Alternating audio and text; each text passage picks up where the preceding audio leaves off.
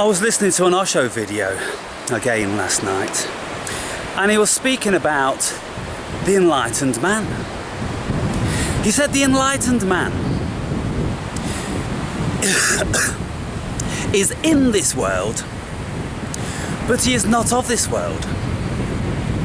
The enlightened man stands in a crowd, and yet he is alone.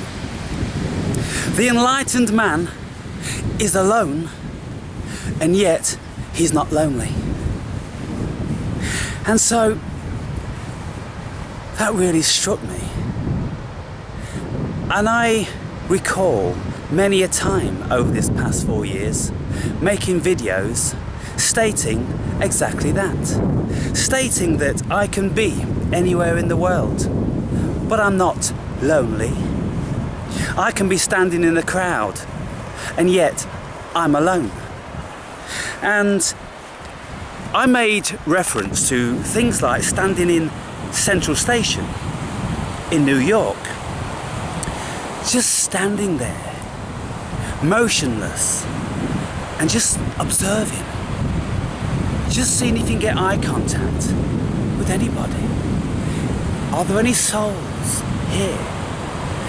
And it was very apparent that there wasn't, because the same level of knowing never met my eye. It was never like, I know where you're at. If it was anything, it was just like a monkey, just looking around everywhere, catching your eyes for a fleeting second, but not consciously being aware of the depth of what they're looking into. Again, in Victoria Station in the UK, in London, I do the same thing. I am in a crowd of 1,000 people, and yet I stand alone. I stand alone, and yet I am filled with the comfort and the oneness of the universe. What a paradox. To stand alone, not to speak to anybody for days and weeks sometime, and yet never, ever to feel lonely. What is it that I'm in touch with? I'm in touch with something very, very special. And so, albeit I haven't had the clouds open and the beam of light come down and illuminate me, and I've not got no illumination story to tell, I can't tell you how all of a sudden I became enlightened. But what I'm telling you is that I am enlightened, and you can take this however you want to, but I know what I feel, and I feel absolutely wonderful, absolutely content, and I can be this way anywhere on this planet, because I don't suffer the restrictions of anybody or anything imposing on me, because wherever I am, I'm alone. And I'm in touch with something far, far greater than the mediocrity that's going on all around me. You can stand within a football stadium, it's completely and utter mediocre. There's nothing going on there. In real terms, there's nothing going on. And it's amazing. And the places I've been in my life, I've been to concerts, and I've been to places where there's a whole myriad of people, and I've stood there and I've looked about me. I am always the fly on the wall.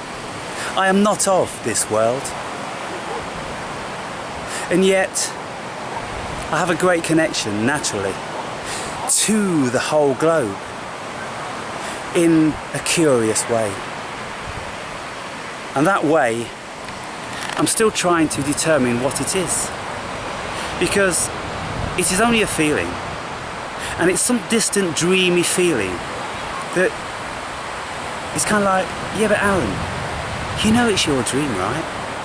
And I've gone all shivery and cold again, because whenever I say this I get the realisation that yes, I do know that. Deep, deep down I know that this is all my dream.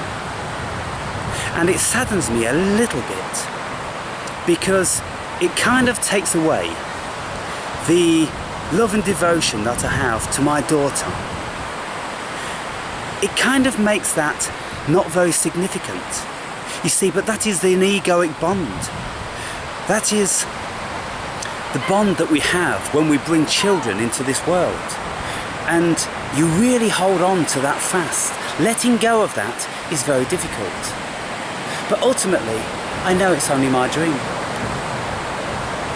And I dreamt her. Strange, yeah?